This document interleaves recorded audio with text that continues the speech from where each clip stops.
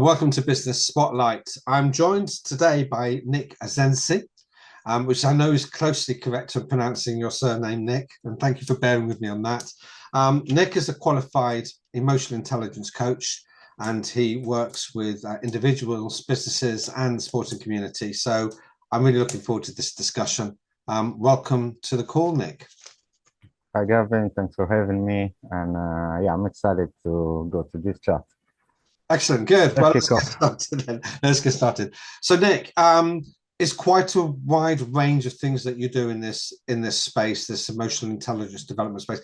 Uh, let's start off by sharing with us what is it that really got your interest in this area of human development, personal development. What brought you to this? So I'll try to make a long story short. I come from a business background, entrepreneurial background, and I tried on skin pressure or let's say feeling overwhelmed by your own tasks, literally working day and night. Yeah. Self-development has been the saving tool, I would say, and I started with business coaching in Africa as well, working with the small medium enterprises in Cameroon. Right. And then obviously, if you don't have a good lifestyle, it's so hard to be a good entrepreneur. So I moved a little bit into lifestyle coaching. And working in that field, I've realized obstacles and difficulties to change routine and habits. And I started asking myself, how can I enhance the support that I give to humans, entrepreneurs specifically? So far, mindset and emotions has been the keys. So I started to go deeper and deeper and deeper into the intelligence of emotions, actually emotional intelligence. And then being certified to assess emotional quotient and analyze in order to create strategies to facilitate change. So when did it begin to dawn on you and realize that actually the individual, the personality, the experiences that people carry with them were so important in terms of them being able to develop their business? Because it sounds from what you're saying that you started off quite conventionally, maybe, if that's the right word, as a business coach, and then it became more and more apparent that actually you were dealing with human beings. And the weight of your work seems to have shifted very much over to that side of things. What were the first things that you noticed when you kind of thought, actually, I need to be rethinking the way that I'm working with these people? I'd say we know where and what we want to change, but many times it's so hard to do it. So the mind and the heart are in conflict, let's say. So how to align those two is actually what emotional intelligence does and what I aim to do with my clients. Okay, so you've got clients that are willing to open themselves up to you and look at their own development through working with you. What about the people they're working with in turn? Because I guess I would imagine that you can get so far with your client. Maybe they are the owner of a business themselves, but they're still in the same situation as they were previously, with the same team around them and the same organization. Or does your work stretch out into that, perhaps through the client? I have two responses here. It's partially correct. My clients wants to open up with me, Yeah.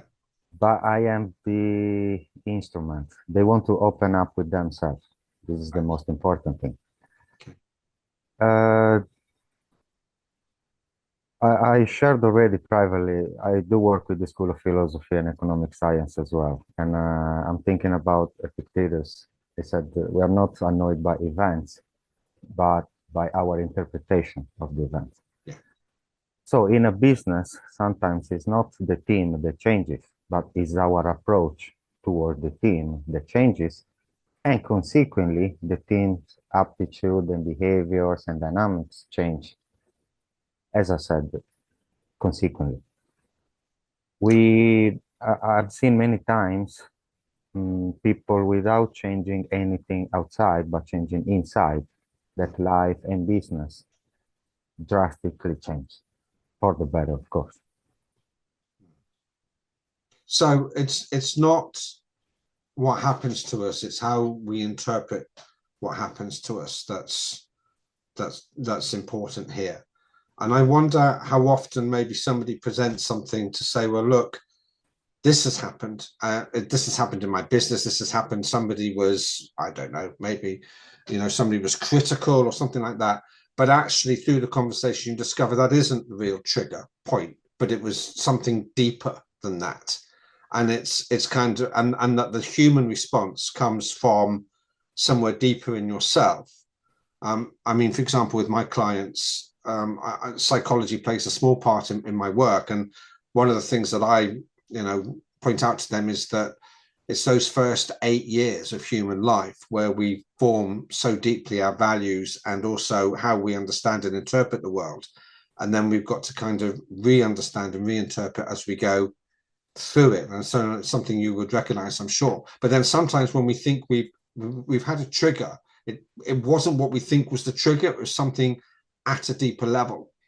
So I guess patience and willing to for people to open themselves up to you so that you can help them understand themselves is really critical to your work.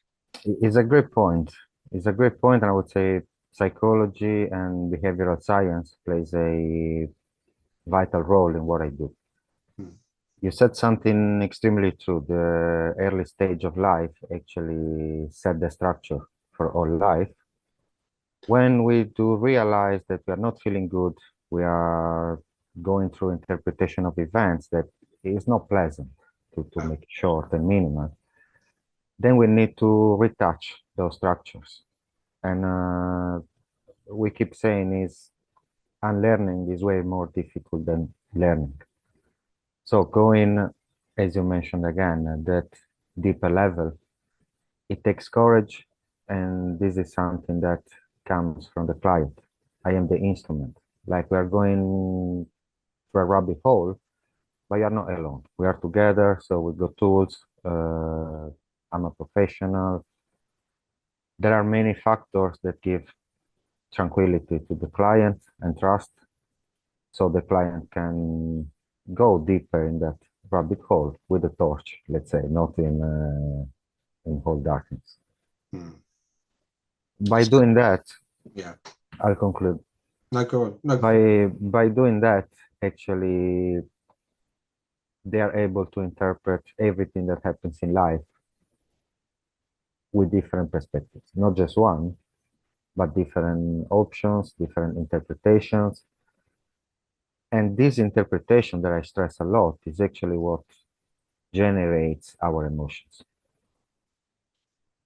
Okay. Then by touching on the interpretation, of course, having tools, you can modify your emotions, you can modify your body response to those emotions.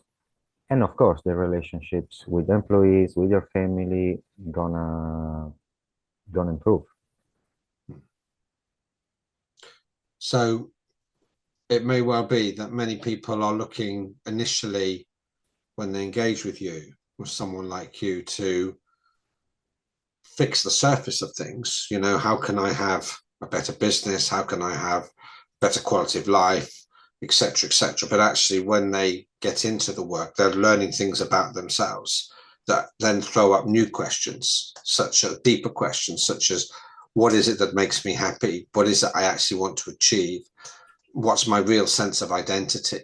Is it necessarily what I think it is in this particular situation, or is there something deeper? So from that, I can understand the courage that it takes to do that, because they may find answers that they weren't expecting to find through conversation with you.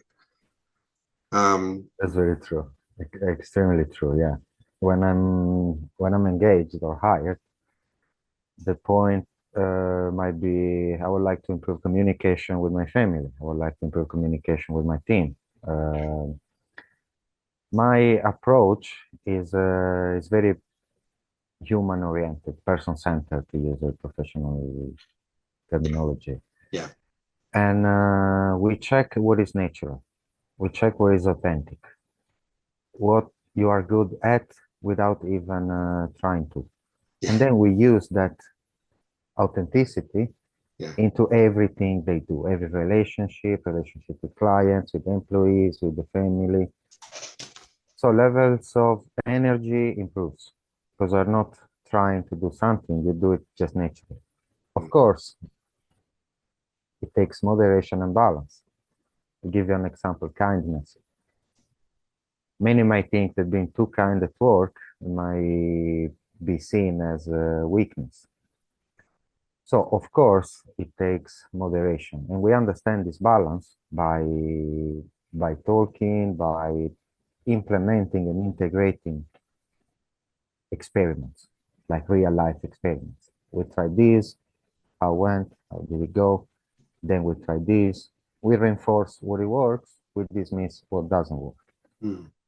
It's a self-discovery, and the goal is to use that self to perform better and with more tranquility, let's say.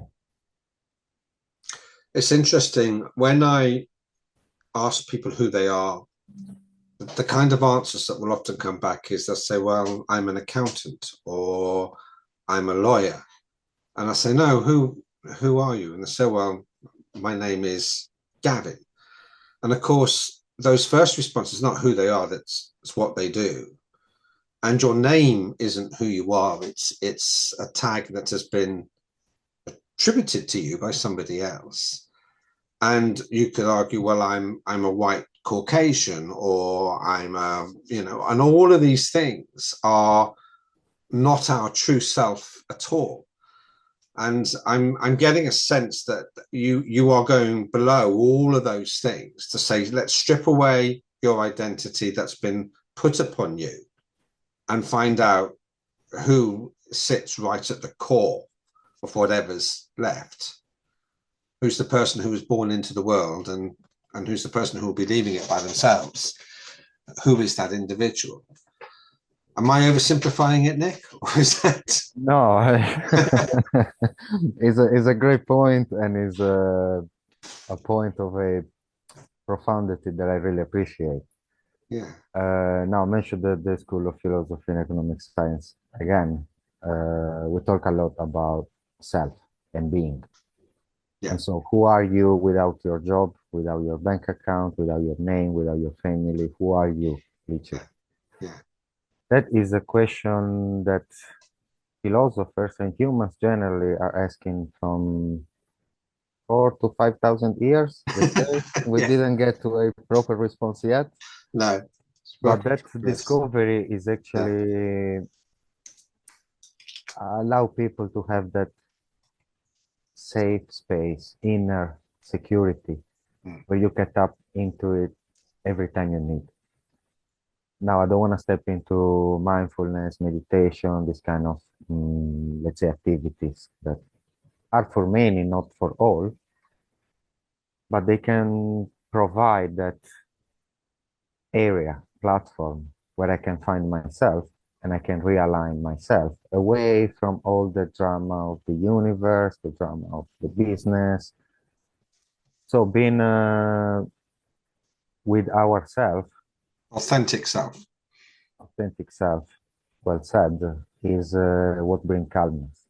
Mm. I do have a mantra. All starts with calmness. Calmness can give us clarity. When you see clearly, then you have the courage to act and behave.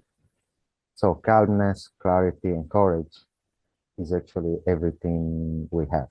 That calmness is inside. Surely not outside, depending on the businesses, it's definitely not outside, but for sure is inside. So being able to connect with yourself and find that serenity, it allows them to have clarity, and that clarity can be used for businesses, for personal relationships, for dealing with a client as well.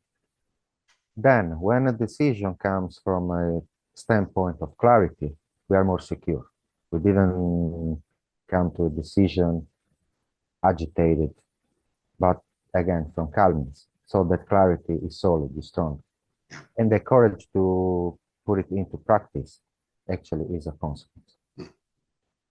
Okay. Let's talk about you for a moment then, Nick. Okay. What is it you enjoy most about your work? I wouldn't call it work. It's more a life mission, it's a purpose, yeah. Helping humans or supporting humans to feel calmer. It gives me a sense of contribution to society. I keep saying drop by drop, human by human. Every human that get more self-aware is a contribution to their families, their clients, their employees, their colleagues. So I feel I'm living something, again, drop by drop. So this is what I enjoy the most, the sense of fulfillment that I have every evening, I would say. It's something I really cannot stay without, yeah. I heard someone say at a conference a couple of weeks ago, they were speaking on the subject of marketing, actually, but they said during the course of my presentation, I'm going to tell you what the purpose of life is.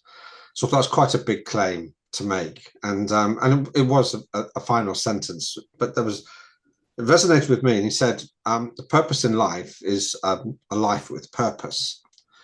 And he didn't necessarily mean purpose as in the sense of building business empires or making lots of money or whatever. It's whatever that purpose is for the individual. And although that's not a total truth, it's a chunk of truth in that, I think. And from what you've just described in terms of, your calmness comes from helping other people find their calmness. There's your purpose, perhaps, in life, and that's why I enjoy what you do. It's very true, Gavin. I recall the way you were speaking. Viktor Frankl said the purpose of life is to give life a purpose. If you don't have a purpose, yeah, it's confusing. You might go in too many different directions, and you don't reach that sense of success, whatever your meaning of success is, but it's so hard to reach. As long as you tap inside and you discover your call, literally life changes. Do we all have this potential, Nick? Because if you look at somebody like Viktor Frankl, and I do wonder sometimes whether this is helpful or not helpful, because in extraordinary circumstances, he found a degree of meaning and purpose and inner peace. And I wonder whether other people look at it and think, well, I could never do that. That would be too much to ask for me, and therefore it isn't helpful. Or do we all perhaps have the potential to do that? I'm interested in your view. I would boldly say yes, in capital letters. Is something that belongs to each and every human being. All the wisdom, happiness, and love that we look for is inside and is our nature. Education, something I love to share. The Latin root of education is educere in Latin, and it means to draw out. I love that. This means everything is inside already. So here my professionalism is to facilitate that wisdom, love, and happiness to come out. Nick, you've said something so profound there. I'm not sure you realise how. I mean, I'm a former head teacher, and I was part of the educational establishment for 20 odd years. And it seems to me that education thinks its job is to put in rather than to draw out. So I really appreciate that analogy that you've just shared. You should have provided tools, because of course to draw out all this goodness requires tools. Yes. So necessarily, yeah, we need tools. Yes. But the core is that you have it already. You are wise. You want to be happy, and you have happiness. The point is to remove obstacles. Majority of times.